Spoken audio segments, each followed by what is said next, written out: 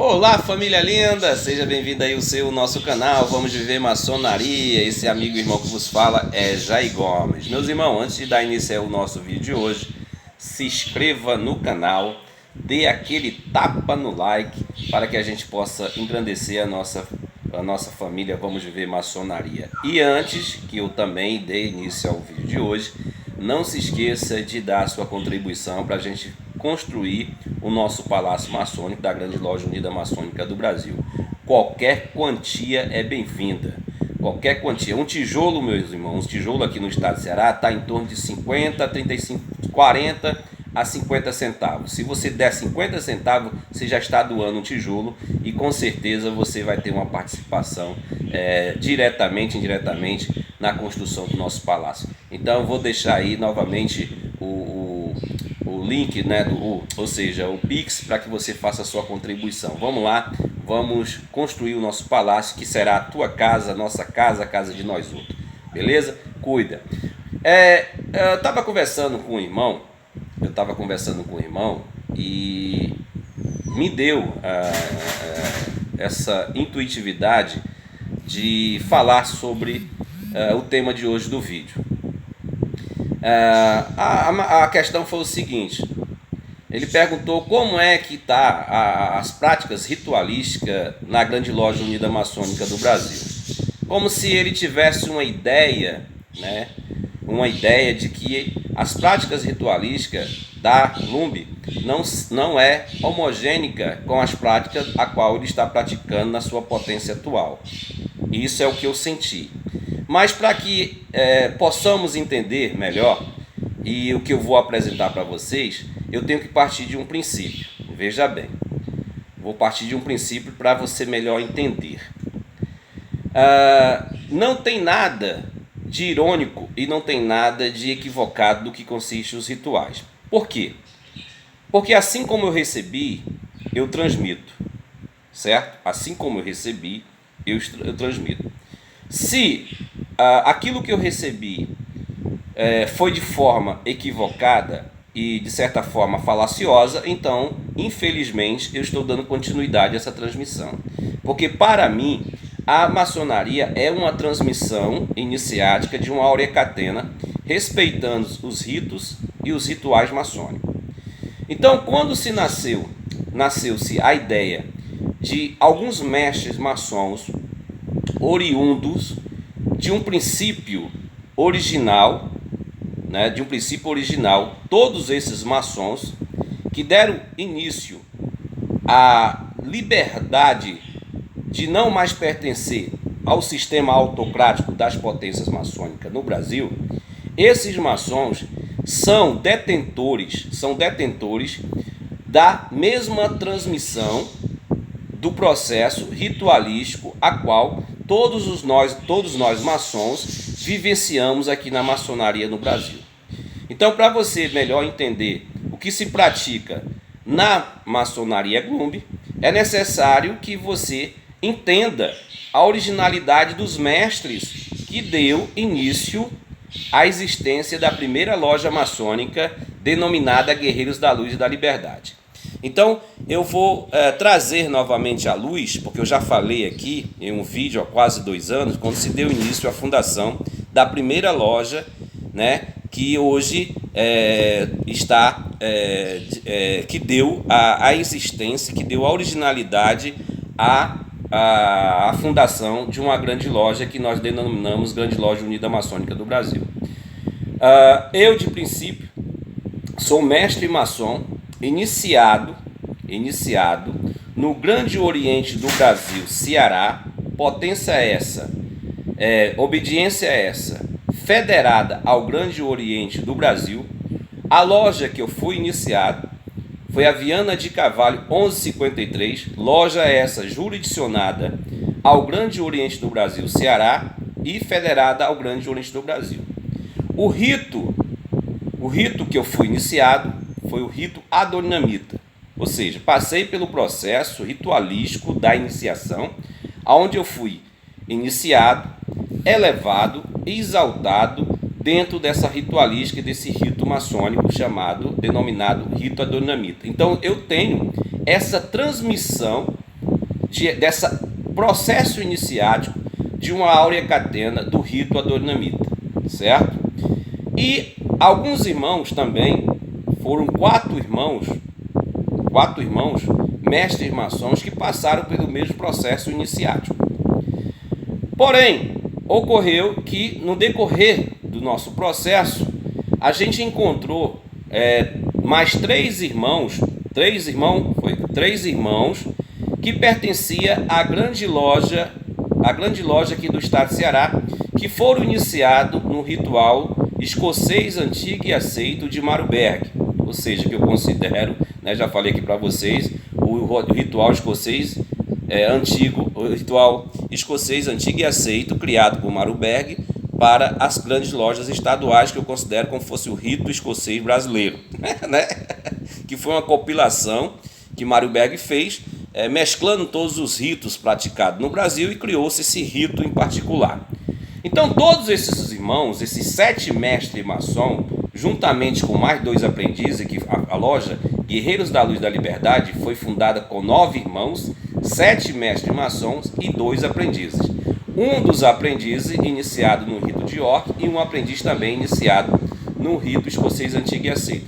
Então nós tínhamos ali 3 vivências ritualísticas, né? 3 vivências de rituais distintos, mas com a mesma essência, com a mesma tradição iniciática da maçonaria universal, por que não dizer brasileira, e se estendendo para a sua universalidade. É assim que nós acreditamos.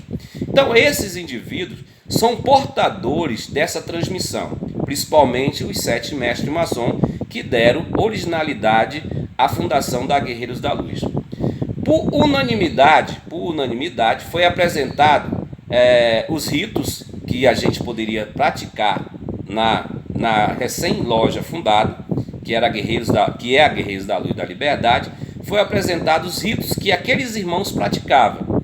Ou seja, um aprendiz praticava o rito de York, o York americano, os 4 mestres que foram iniciados no Grande Brasil praticavam o rito adornamita, e os 3 mestres maçons praticavam o rito escocês antigo e aceito praticado nas grandes lojas. Colocamos esses 3 ritos em votação, e aí os irmãos escolheram que a Guerreiros da Luz e da Liberdade, número 1, trabalhasse, né, dentro do que consiste o rito, né, e as ritualísticas do rito escocês antigo e aceito, praticado na grande loja do estado de Ceará e nas grandes lojas estaduais, certo? Esse era o rito que nós praticamos na loja Guerreiros da Luz e da Liberdade. Então, meus irmãos, não tem por que a dúvida do que consiste a ritualística, que hoje se pratica dentro da grande loja unida maçônica do Brasil. Quando nós fomos iniciando, fomos elevando, fomos exaltando os candidatos, deu-se o nascimento da segunda loja, que é a Lealdade e Tolerância, que hoje pratica o rito adornamita. Esses irmãos, né, escolheram o rito adornamita para ser praticado. O mesmo rito adornamita que se pratica no Grande Oriente do Brasil, que se pratica no Grande Oriente Independentes, Confederada Comap e etc. E aí foi surgindo a terceira loja, a quarta loja, a quinta loja, e os ritos específicos fica a critério de cada loja que escolham o seu rito para ser praticado. Hoje a grande loja unida maçônica do Brasil, ela pratica o rito adornamita, o rito escocês antigo e aceito, o rito de York americano, o rito de emulação, e aí temos toda a prática do rito Schrader, que uma loja que está desejosa de vir jurisdicionar a grande loja unida maçônica do Brasil, que vai adotar esse rito, o Schrader. Então não tem-se porquê duvidar do que consiste a prática ritualística, do que consiste a grande loja unida maçônica do Brasil. As práticas ritualísticas não foge em nada do que consiste as tradições dos rituais maçônicos, até porque estamos totalmente dentro da regularidade da origem, ou seja, dos 12 pontos de regularidade, os 8 pontos de reconhecimento e os landmarks da maçonaria universal. Agora o interessante é que as práticas ritualísticas, o zelo pela ritualística é conveniente a cada loja. O que é a potência? A potência, ela é, por direito seu, ortogado pelas lojas que deram origem à existência da Grande Loja Unida Maçônica do Brasil, não diferente de todas as outras potências. Essas lojas ortogam a administração do que consiste os graus simbólicos da maçonaria simbólica, os graus de ofício, o aprendiz, o companheiro e o mestre. Então, o que a Grande Loja Unida Maçônica do Brasil faz? Ela fiscaliza a prática desses rituais, ou seja, ela não se deixa ser envolvida, não se permite que esses ritos sejam profanados. Então a Glumb, ela é o órgão fiscalizador, ela toma de conta desses ritos, desses rituais a ser praticados. Então uma loja, quando ela nasce, quando ela vai surgir, ela vai ser fundada, é necessário que a Grande Loja Unida Maçônica do Brasil passe a vista no ritual que ali vai ser praticado.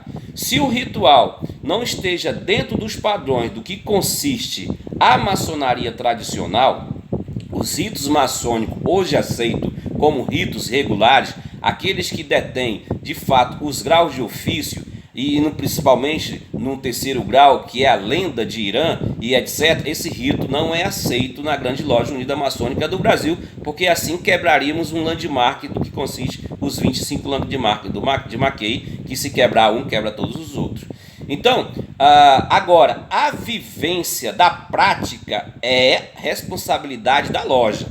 A loja que vai praticar o ritual dentro do que consiste o ritual. Digamos, ocorre como aconteceu agora recentemente, o nosso eminente grão-mestre foi lá em São Paulo, está lá o venerável mestre da loja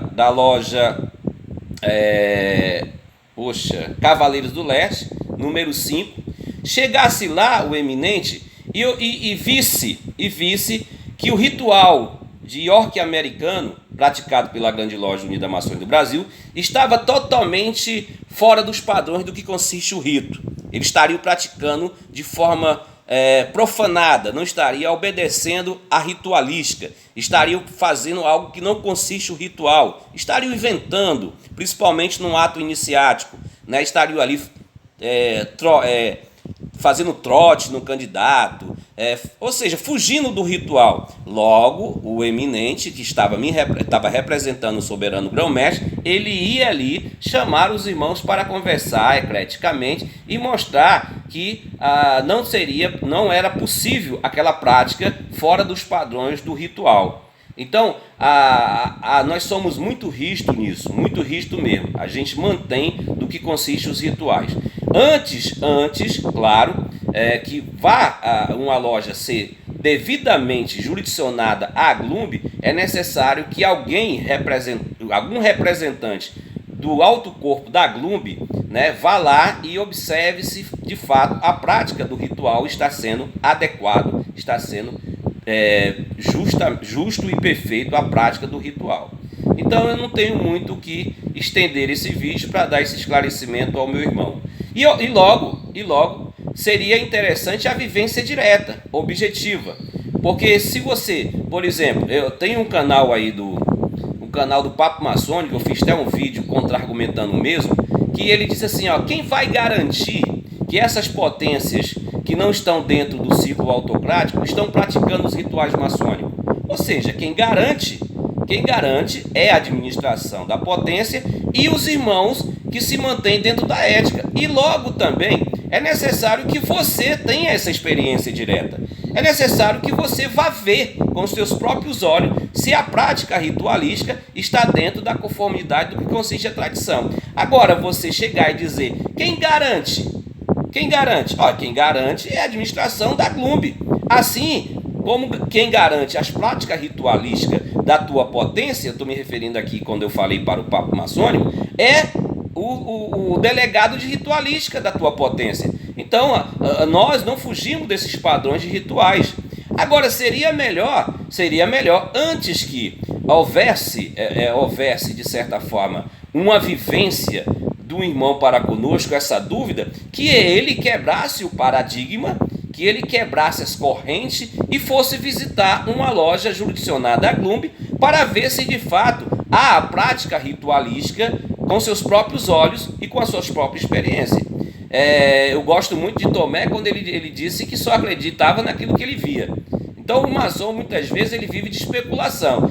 Eu não sei se lá, eu não sei se acontece. Vai lá, meu irmão. Vai lá. E quando eu te pergunto, por que tu não vai lá? Não, porque eu sou proibido. É porque eu sou proibido. Eu não posso porque vocês não têm tratado de mútuo reconhecimento. Então você não pode dizer que nós não praticamos a ritualística conforme consiste a nossa tradição. Contra fatos, não há argumento. Te amo sem te conhecer.